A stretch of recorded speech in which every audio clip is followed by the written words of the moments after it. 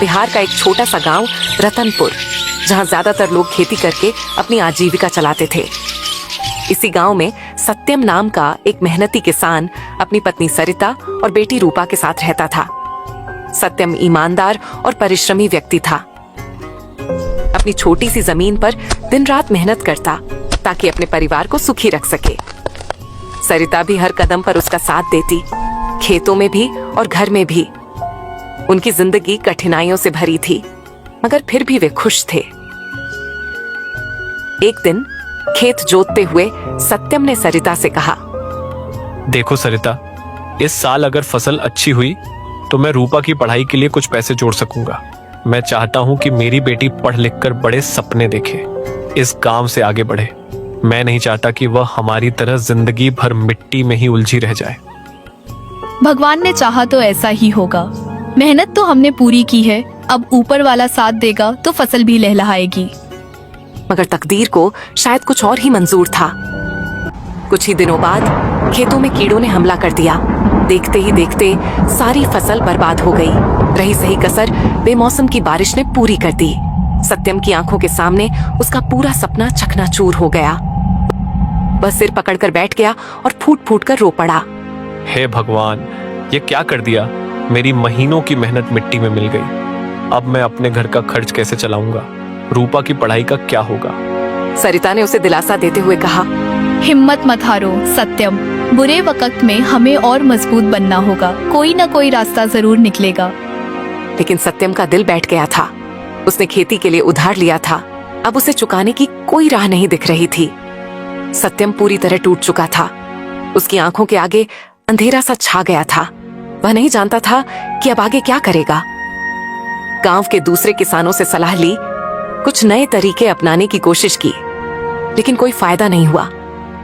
अंततः घर चलाने के लिए उसे गांव के बाजार में एक किराने की दुकान पर नौकरी करनी पड़ी। अब वह सुबह से रात तक दुकान पर काम करता, मगर जो कमाई होती वह सिर्फ 2 वक्त की रोटी के लिए ही काफी थी। उतने पैसे से कर्ज चुकाना नामुमकिन था। एक दिन रूपा स्कूल से रोती हुई घर आई। क्या हुआ बेटा, रो क्यों रही हो? बाबा, आज टीचर ने कहा कि जब तक मेरी पिछले महीने की फीस नहीं भरी जाएगी तब तक मैं स्कूल की परीक्षा में नहीं बैठ सकती हूँ। उन्होंने मुझे बाहर निकाल दिया। सत्यम की आंखें भर आईं। उसकी दुनिया जैसे बिखर गई थी। वह क्या करे, कहाँ जाए? उस रात पहली बार उसने शराब का सहारा लिया। जैसे ही वह घर लौटा, लड़खड़ाता हुआ जमीन पर बैठ गया। सब खत्म हो गया सरिता, हमारी बेटी का भविष्य अंधेरे में डूब गया। मैं कितना बेबस हूँ। मेरी छोटी सी प्यारी सी बच्ची को स्कूल से निकाल दिया। क्या कहा कि तुम परीक्षा नहीं दे सकती? अरे ऐसा कहीं होता है क्या? खत्म हो गया, सब खत्म हो गया। आप ये क्या बोल रहे हैं सत्यम? शराब पीकर कुछ नहीं बदलेगा। अगर तुम हार मान लोगे तो हम सब हार जाएंगे। हमें मिलकर इस विपत्ति का सामना करना होगा। लेकिन सत्यम के पास कोई जवाब नहीं था। अगली रात जब वह शराब के ठेले पर बैठा था तो उसने 2 चोरों को फुसफुसाते सुना। आज रात कहाँ चलना है? शमशान। शमशान? अबे तू पागल है? हम जिंदा लोगों को लूटने जाते हैं और तू मरे हुओं के पास जाना चाहता है? अरे ये गांव की परंपरा है कि जब किसी की मृत्यु होती है तो उसे सोने के आभूषण पहनाकर विदा किया जाता है। कई बार कुछ गहने चिता की राख में बच जाते हैं। हमें बस वहां जाकर सही जगह तलाशनी होगी। बिना मेहनत का सोना मिलेगा। उस रात जब वे दोनों चोर श्मशान पहुंचे तो सत्यम भी छिपकर उनके पीछे गया। उसने देखा कि वे राख में से सोने के टुकड़े बटोर रहे थे। उनके जाने के बाद उसने भी वैसा ही किया। कुछ सोने के कण हाथ आए, लेकिन उसके मन में अजीब सी उथल पुथल मच गई। क्या यह करना सही है? कहीं मैंने कोई पाप तो नहीं कर दिया? लेकिन फिर रूपा का चेहरा उसकी आंखों के सामने घूम गया। उसका स्कूल से निकाला जाना, उसकी मासूम आंखों में भरे आंसू, ये सब याद आते ही उसके दिल में दर्द उठा। अगर ये सोना मेरी बेटी की पढ़ाई के लिए काम आ जाए तो क्या यह सच में पाप होगा?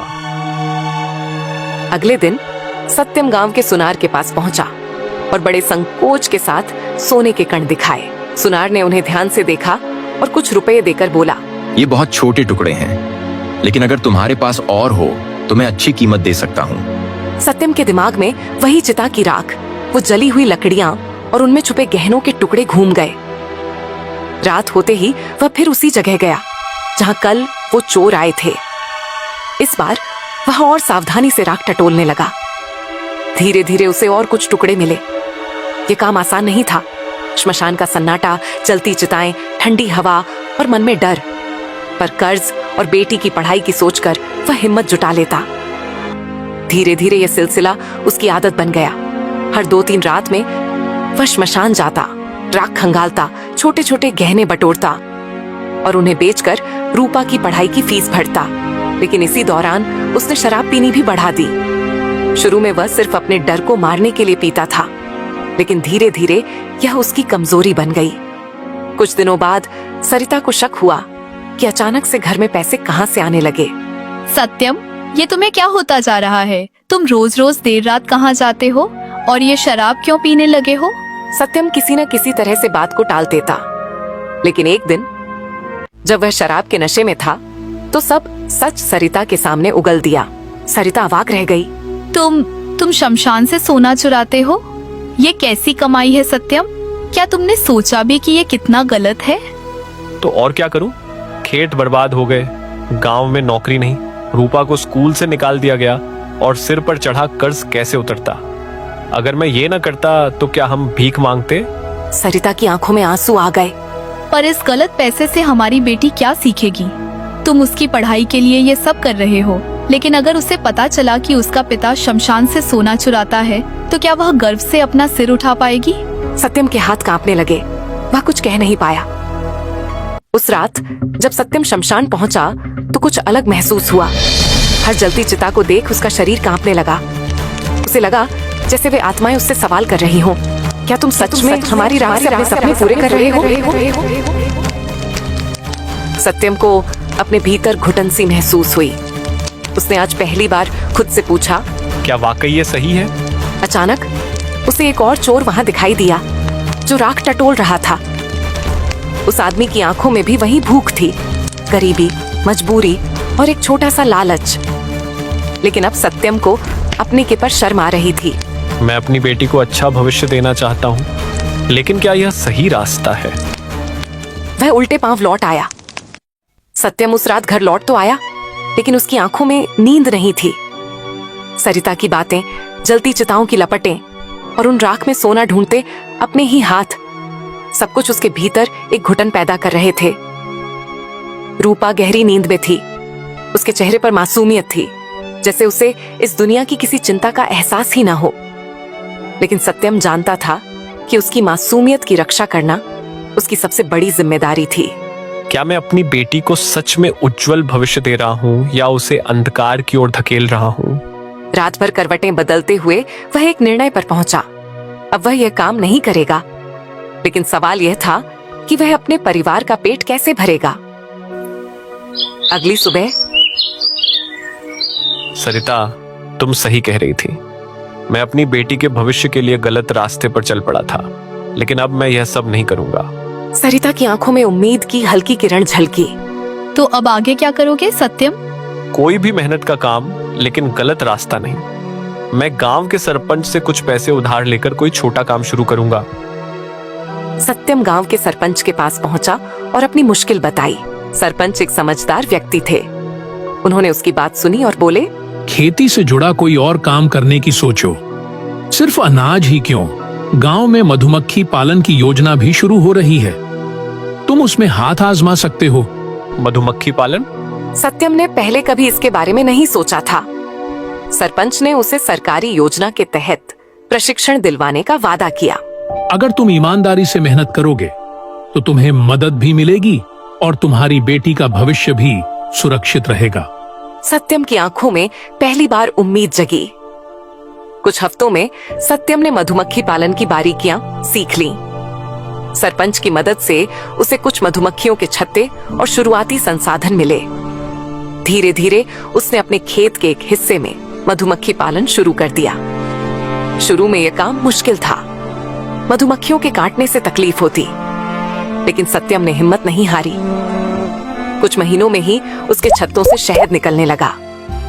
गांव के लोग और नजदीकी शहरों में उसका शहद बिकने लगा। धीरे धीरे उसकी कमाई बढ़ने लगी। अब रूपा की स्कूल फीस समय पर भरने लगी और घर में भी पहले से ज्यादा खुशहाली आ गई। एक दिन जब रूपा स्कूल से आई तो उसके हाथ में एक सर्टिफिकेट था। बाबा, मैंने स्कूल में प्रथम स्थान प्राप्त किया है। सत्यम की आंखों में आंसू आ गए, लेकिन इस बार ये आंसू दुख के नहीं बल्कि गर्व के थे। उसने रूपा को गले लगाया और खुद से वादा किया कि अब वह कभी भी गलत रास्ते पर नहीं जाएगा। शिवपुर गांव के किनारे एक छोटी सी झोपड़ी में मोहन अपने